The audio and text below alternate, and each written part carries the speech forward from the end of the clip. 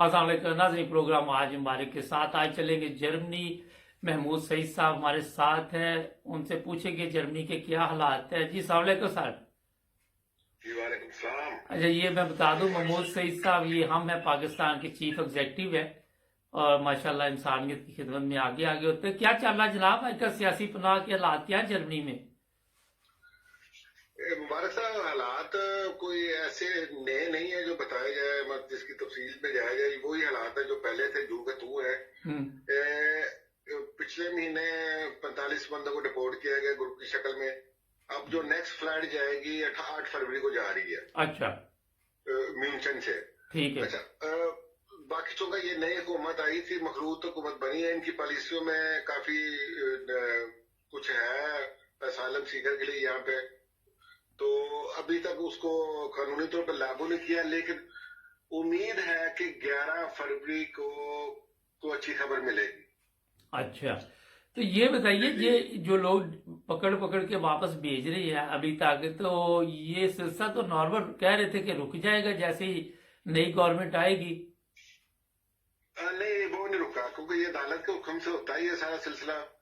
तो वो ये रुका नहीं है सिलसिला, उसी तरह ही उनको पकड़ते हैं। वो जो पिछली हुकूमत में चल रहा था पॉलिसी, वही डेपुटेशन की पॉलिसी चल रही है। लेकिन उम्मीद है कि ये बेहतर हो जाएंगे। मतलब मैंने आपको बताया कि 11 फरवरी के बाद मुतवक्को है कि हालात बेहतर हो जाएंगे, वो कानूनी शक्ल बन जाएगी जिसमें लोगों को काफी सारी सहूलतें मिल जाएंगी कि वो आसानी से यहाँ खुद को एडजस्ट कर सके। अच्छा, तो जो 8 फरवरी को आप बता रहे हैं कि प्लेन जा रहा है, तो उसमें कितने पाकिस्तानियों को वापस भेजा जा रहा है? अभी कुछ नहीं, वो जा ही पाकिस्तानी को ले रहा है। वो जाएगा, चार्टर फ्लाइट जो जा रही है वो पाकिस्तानी जाएंगे। अच्छा। लेकिन अब कितने होंगे ये नहीं पता, लेकिन पिछली फ्लाइट में 45 के करीब थे।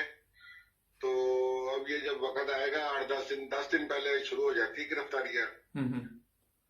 तो अच्छा। केसेस खत्म हो जाते हैं। अच्छा, ये जो नए कवानीन आ रहे हैं, ये अपना कोई लोग ऐसे भी इसमें बच सकते हैं जो थोड़ा सा वक्त किसी तरह गुजार ले अपना, कोई ऐसा कोई सिलसिला भी हो सकता है यहाँ पे?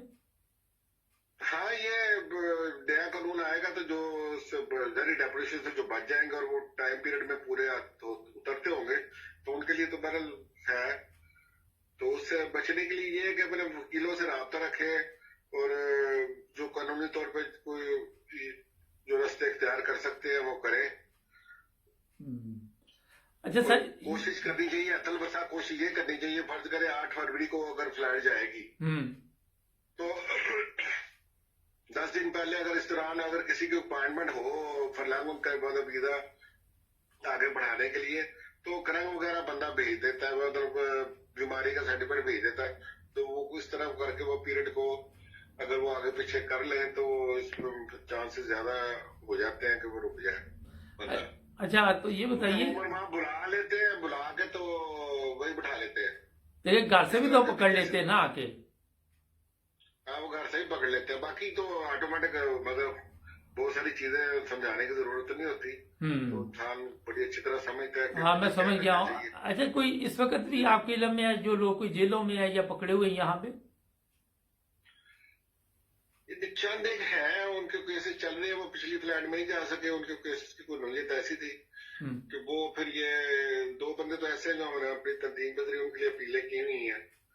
तो एक की जर्मन वाइफ है, वो प्रेग्नेंट है। तो इस किस्म की कोई मजबूत बेसिस होती है, तो जिस वजह से वो उनका वो वक्त जो है ना वो रुक सकता है डेपुटेशन का। अच्छा, जर्मन वाइफ की बात आपने की, तो वो तो अगर जर्मन वाइफ है तो फिर भी वापस भेज देते हैं यहाँ से? वो कानूनी तौर पे वाइफ नहीं होती, निकाह किए होते हैं, निकाह कर लेते हैं लोग। वो निकाह की कानूनी हैसियत तो नहीं है, लेकिन वो कोई अगर है, कोई निकाह किया हुआ किसने, उसकी बीवी है इस्लामी तौर पे, तो वो प्रेग्नेंट है, तो उस बेस पे उसके चांसेस होते हैं कि वो रुक जाए। अच्छा, तो ये असल में शादी भी तो इधर काफी मसला है ना, इजी नहीं होती ना अगर कोई निकाह किया तो? नहीं, शादी का प्रोसीजर हाँ वो बड़ा कॉम्प्लिकेटेड है, काफी मुश्किल मरहला, बड़ा टाइम मांगता है वो। जी जी। अच्छा, तो जिन लोगों को पकड़ के पाकिस्तान भेजा गया 45 लोगों को, फिर आगे उनके साथ भी कोई ऐसा सलूक किया गया जो पाकिस्तान की रवायात में शामिल है? अब नहीं अच्छा।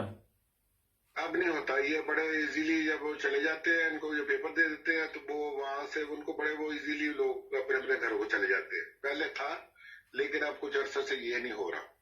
इसमें औरतें उसमें भी ऐसे शामिल आई थी, थी बच्चे भी थे?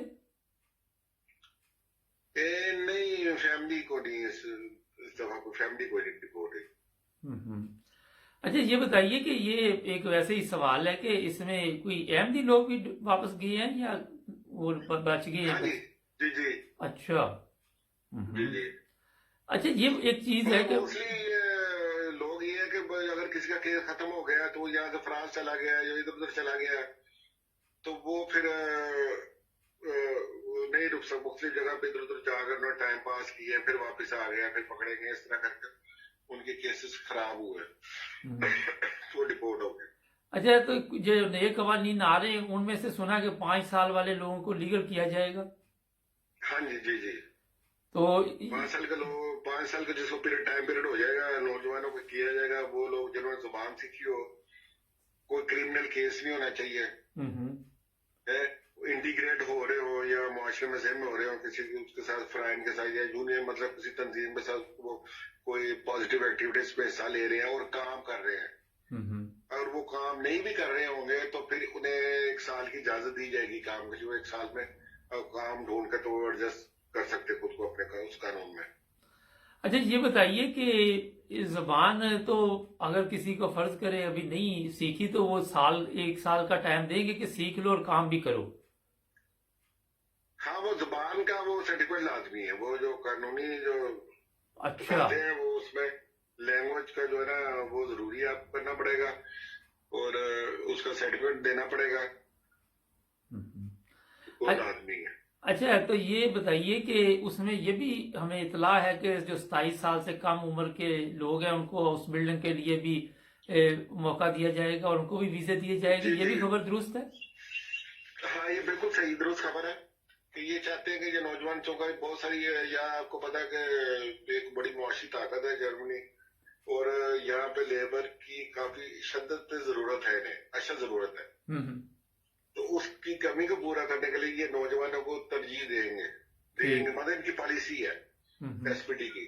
जी। तो उसमें उनको मौका देंगे कि वो कोर्सेज वगैरह करें, तो जो कर लेंगे तो उनके लिए चांसेस है। अब वैसे भी इनको सहूलत दी है पहले भी, लेकिन अब जरा ज्यादा इनके लिए सहूलतें आ रही हैं। अच्छा, इसमें एक सवाल वैसे ही मेरे जेहन में आया कि 27 साल से कम अगर एक है मियाँ या बीवी है तो एक ऊपर है, तो उसके साथ फिर क्या सलूक होता है, वैसे क्या कानून कहता है? कोई थोड़ा बहुत शायद आपके इल्म में हो। नहीं, अगर मियाँ बीवी, क्योंकि मैं तो सिर्फ ये इसका अपने तौर पे कॉमन सेंस से बात करूंगा, क्योंकि जब वो कानून आएगा तो उसकी फिर पूरी शक्ल होगी, उसमें सारे लवाजमात होंगे। लेकिन अगर एक फ्री उसमें एडजस्ट हो जाता है आदि। मियाँ बीवी है तो दूसरा तो सारी वो साथ मियाँ बीवी के रिश्ते को आपको पता ही है अहमियत दी जाती है, और किसी रिश्ते को अहमियत नहीं देते, बच्चा मियाँ बीवी फैमिली समझ जाती है। अच्छा, थोड़ा सा ये भी बताइए हमारे नाजरीन को कि सियासी पनाह के क्या हालात है, जिस तरह अहमदियों को पाकिस्तान में कानूनी तौर पर मसाइल है, यहाँ कोई केस वगैरह मंजूर भी हो रहे हैं जर्मनी में? नहीं, जिन लोगों के केसेस तो या सिर्फ ये नहीं कि खाली अहमदी, और भी दूसरे ग्रुप के बहुत सारे लोग हैं जो अपने केसेस की बुनियाद अपने जो केस पेश करते हैं, अगर वो अदालत को ये लगे कि ये ठीक है तो उनको केस पास हुए हैं लोगों के। अच्छा, ठीक। जी जी। तो ये अब कुछ तेज भी हुआ काम या लोग अरसा दराज से बैठे हुए हैं अभी भी? तेज से मुराद क्या काम थे? नहीं, मेरा मतलब कि 1-2 साल में फैसले हो रहे हैं या टाइम ज्यादा लग जाता है? नहीं नहीं नहीं नहीं, फैसले इतनी जल्दी नहीं हो रहे, क्योंकि आपको पता पूरी दुनिया में कोरोना वायरस छाया हुआ है, तो उसकी वजह से काम में वो तेजी नहीं है। अच्छा। जी। अच्छा। इसलिए चाहिए ये कि जो लोग आए हैं उन्हें चाहिए जुबान सीखे, काम करे, लीगल काम करे, तो उसमें इन्हें फायदा है। ठीक ठीक। और या फिर जो पढ़ने के किसी के पास ऐसा मौका है कि वो तालीम हासिल करे, किसी यूनिवर्सिटी कॉलेज में दाखिला ले, ये भी? हाँ, वो पढ़ना चाहे को हॉस्पिटल करे, उसके लिए बड़े चांसेस ये देते हैं, लेकिन ये कि हम लोग कहते हैं चलो वक्त आएगा देखी जाएगी, इस तरह नहीं है। आप पहले से मुबारक से, जब पहले हम लोग आए थे उसको हालात बहुत टाइट थे, आपको अंदाजा ही है, हम एक क्राइस से दूसरी क्राइस में जा नहीं सकते थे। अच्छा, आप जा सकते हैं? तो बड़ी सहूलतें हैं। अच्छा पूरी जर्मनी में जहाँ मर्जी जा सकते हैं ये लोग। अच्छा अच्छा अच्छा आपने जो बात की कि जब हम लोग आए थे तो यहाँ पे काफी मुश्किलात थी, मगर उस वक्त जब मैं भी जर्मनी में था तो उम्बेफिस्टर या मैंने ओफल थर्ड ब्रेस्टिकोंग यहाँ लिया था, तो जुबान का कोई नहीं था उस वक्त प्रॉब्लम, या हम लोग खुद जाके बात करते थे, मगर कोई कानूनी उस वक्त नहीं थी ये चीजें ना। नहीं, अब तो पूरी यूरोपीय यूनियन का फैसला है जुबान के सिलसिले में ना। आप ये देखें ना, अगर आप अपना वीजा यहाँ पे अगर उम्र फ्री वीजा लेना चाहते हैं तो आपको लैंग्वेज कोर्स देना पड़ेगा। हाँ ये पहले नहीं था, वैसे मैं कह रहा हूँ पहले नहीं था। हाँ नहीं, पहले नहीं। ये चाहते हैं कि लोग जब यहाँ आए तो इस माहौल को, सिस्टम को समझे और हमारी जुबान समझे, ताकि वो एक मुफीद साबित हो मुआशरे के लिए। अच्छा चाहते हैं। ये बताइए कि कोरोना वायरस की आपने बात की, तो क्या हालात है कारोबार के इस वक्त, बाहर लोगों की क्या चल रहा है जनाब, कोई बाहर चहल पहल है? आज जो सूरत हाल है ना, जो आज की सूरत हाल काफी खौफनाक किस्म के, 1 लाख से ज्यादा बंदे 24 घंटे में पॉजिटिव हुआ है। तो इससे हम अंदाजा लगा लें कि लोग खौफजदा हैं, जरूरतन बाहर निकलते हैं। बहुत जगह पे बहुत ज्यादा सख्ती कर दी है, शहरों में मास्क के बगैर तो नहीं निकला जाता, इजाजत नहीं है। फिर यह है कि दो दफा जिन्होंने पहले इन्फॉर्म किए थे उनके लिए ज्यादा सहूलतें थी। अब वो भी अब तीसरी इन्फॉर्म करेंगे तो उनके लिए वो सहूलतें हैं, या कहीं स्पोर्ट्स के लिए जाना है या रेस्टोरेंट में जाना है या टेस्ट लेके जाए या अपना तीसरा जो बूस्टर वो लगवाया हो। और जगह जगह पे इन्होंने कोरोना चेकिंग के सेंटर बना दिए हुए हैं, तो लोग वहां से अपना कोरोना टेस्ट करके तो अपने काम निपटाने की कोशिश करते हैं। अच्छा मैं आप लाइन पे ही है, मैं थोड़ा सा ये भी बता दूं, मैं भी कल फ्रैंकफर्ट आया हूँ लंदन से। एयरपोर्ट वीरान पड़े हुए थे, कोई रश नहीं था, फ्रैंकफर्ट एयरपोर्ट भी वीरान था, अंदर बंदे कोई नहीं थे, इतने चंद एक ही थे, और सिर्फ जर्मन पासपोर्ट जिनके पास थे उन्होंने ट्रेवल किया वहां से लफ्तंजा में। लफ्तंजा खाली बिल्कुल, 20-25 लोग आए थे, तो इतना कोई वहां पर रश नहीं था। तो ये कुछ लोगों का सवाल था, मैंने कहा आपकी बात भी चलती रहेगी कि पीसीआर टेस्ट की जरूरत अब नहीं है जर्मनी आने के लिए जो इंग्लैंड से लोग आते हैं, मगर जिस तरह नहीं, पीसीआर की जरूरत नहीं है। लेकिन आपका अपना एक्सपीरियंस हो गया, आपको अंदाजा हो गया। हाँ बिल्कुल, तो वो मैं इसलिए बता रहा, तो वैक्सीन का वो तीसरा जो पेपर है वो आपके पास होना चाहिए, वो वाला वो देख रहे थे। लेकिन फ्रैंकफर्ट किसी ने चेक नहीं किया। हो सकता है जब आप लोकेटेड फॉर्म पुल करते हैं तो ऑटोमेटिक उनके पास आपकी डिटेल आ जाती है, क्योंकि वो अपलोड करते हैं सब कुछ वहां पे। अच्छा ये बताए कि जो लोग टैक्सी ड्राइवर दूसरे कारोबार करते हैं वो भी कुछ परेशान है फिर एक दफा? सारी बात है, बड़ा असर पड़ा है। जो आपने एयरपोर्ट की भी बात की, सारा बिजनेस जो सारा होटलों का, टैक्सियों का ये चलता है, एयरपोर्ट के चलने थे, एयरपोर्ट पे लोग नहीं आ रहे।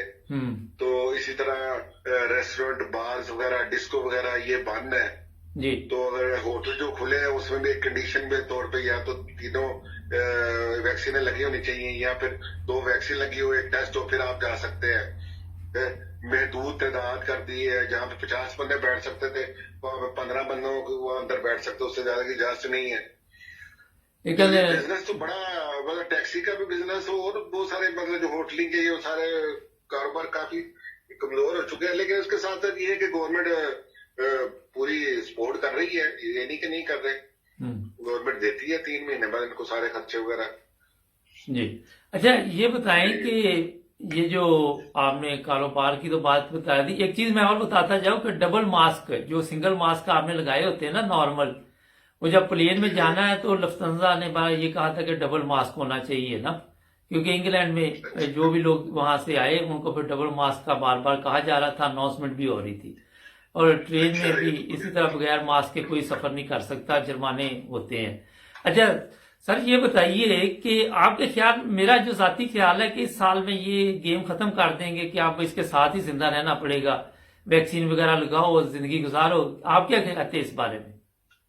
देखिए, जब से ये कोरोना वायरस का सेहत दुनिया में आया है जी। तो और ये जो वैक्सीन का तजर्बा है वो यही बता रहा है कि हमें इसके साथ ही रहना है। पहली वैक्सीन लगी, दूसरी लगी, अब तीसरी शुरू हो गई है जी। और उम्मीद है कि चौथी भी आ जाएगी। हाँ ये भी आपकी बात दुरुस्त है। होगा, मतलब ये जो नई उसका वायरस चला है इसने बहुत तेजी से ये फैला है पूरे यूरोप में, जिस तरह जर्मनी में खास तौर पे मैं बता रहा था। इंग्लैंड में, तो फ्रांस में भी ज्यादा, बहुत तेजी से फैला है जी। हाँ, इतना ज्यादा खतरनाक तो नहीं है, लेकिन बहरहाल ये है। हम्म। अच्छा सर, ये बताइए कि जो लोग भी आप कोई ऐसा पैगाम लोगों के लिए छोड़ दें ताकि जो भी सियासी पनाह के लोग यहाँ पे हैं उनको क्या करना चाहिए? मेरा तो ख्याल है कि अपने वकला से रब्ता करना चाहिए, कोई सुस्ती नहीं करनी चाहिए। आप भी कुछ बता दें। आपकी वसात से मेरी तमाम जो ऐसे हमारे भाई हैं मुश्किलात में फंसे हुए हैं, उनसे एक तो दरख्वास्त है कि अपने वकीलों से रब्ता करें। दूसरा, मेरा मतलब मैं ये भी इन्हें कहूंगा कि आप हमसे रब्ता करें, किसी किस्म का मशवरा लेना चाहे हमारे आपसे नंबर ले सकते हैं। हमने बकायदा वो पूरा एक टालिम है जो हमारा फ्लिस्टिंग रात का, वो मशवरा देते हैं और मदद भी करते हैं। इसमें हमारे साथ कुछ वकील भी हैं, जर्मन भी हैं, कुछ अफगानी, तुर्की, मतलब ये वो सारे जो ह्यूमन राइट्स के लिए काम करते हैं, तो वो हमसे भी बात कर सकते हैं। तो कोशिश करें, सिर्फ रास्ते में निकल सकते हैं। बहुत सारी चीजें मैं आपको सर टेलीफोन पे, हाँ मैं समझ गया। अच्छा ये बताइए कि एम्बेसी पेपर शेपर फौरी तौर पे बना देती है पाकिस्तानी? आप एम्बेसी का जहां तक तो वो जारी वो गवर्नमेंट की पॉलिसी है, वो तो वो जो अगर वो बनवाना चाहे तो वो बन जाते हैं। मुआहदा जो एक है हुकूमत का, तो इसमें फिर मजबूरी है, फिर पाकिस्तान गवर्नमेंट को तावन करना पड़ता है। तो थोड़ा सा बोस्निया के मतलब भी बता दें हमारे नागरिक को जो पाकिस्तानी वहां फंसे हुए हैं, उनके क्या हालात है मुख्तसर अल्फाज में सर? उनके हालात जो के तू ही है, उनको तो मैं, वो तो बेचारे जो फंसे हुए हैं वो तो है ही है, लेकिन जो उससे पीछे वहां जो इंतजार में है कि हम आगे जाएं, तो उनके लिए बड़ी ये दरख्वास्त है कि ये इस किस्म का कोई कदम ना उठाए, इस किस्म का कदम बिल्कुल ना उठाए। वहां से निकलना, इधर आना बड़ा मुश्किल है। क्यों हम लोग भी जाना चाह रहे थे बोस्निया, लेकिन ये कोरोना वायरस की वजह से हम जा नहीं रहे। हम भी देख रहे हैं, रास्ते ढूंढ रहे हैं कि जो लोग वहां आए, हम पाकिस्तानी उनकी किस तरह मदद कर सकते हैं ताकि उनका कोई हल निकले, जो वहां फंस तो बड़ी देर के फंसे हुए हैं। अच्छा, बड़े नागुफ्ता हालात है उनके। आपके इल्म में होगा वो जवान लड़का भी एक पता ना उस वक्त डूब गया था ना?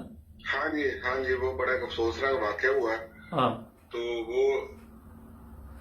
तो इस तरह के वाकया से बचा जा सकता है, बड़ी एहतियात करे। हाँ जी, बिल्कुल ऐसे रास्ते तैयार ना करें पैदल के जी। तो अगर कोई ऐसे लोग हैं, क्योंकि हमने जाना था कुछ एनजीओ के नुमाइंदों को साथ लेके, तो वो नहीं हम जा सकते। ये तो वायरस की वजह से थोड़ी मुश्किल बनी हुई है। उनको खुराक वगैरह मिल रही वहां सही? यूएनओ खुराक दे रहा उनको? चाहते थे उनके जी, उनको खाना माना मिल रहा है?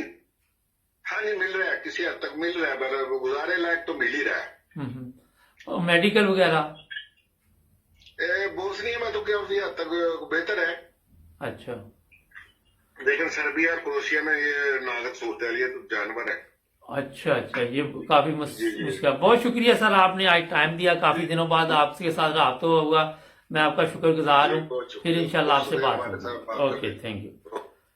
महमूद सईद साहब हम हैं पाकिस्तान के चीफ एग्जीक्यूटिव, रात दिन मेहनत करके लोगों की खिदमत में लगे होते हैं। नाज़रीन, इस प्रोग्राम आज जो करने का मकसद ये था कि जर्मनी में लोग बड़े बेचैन हैं, काफ़ी परेशान हैं।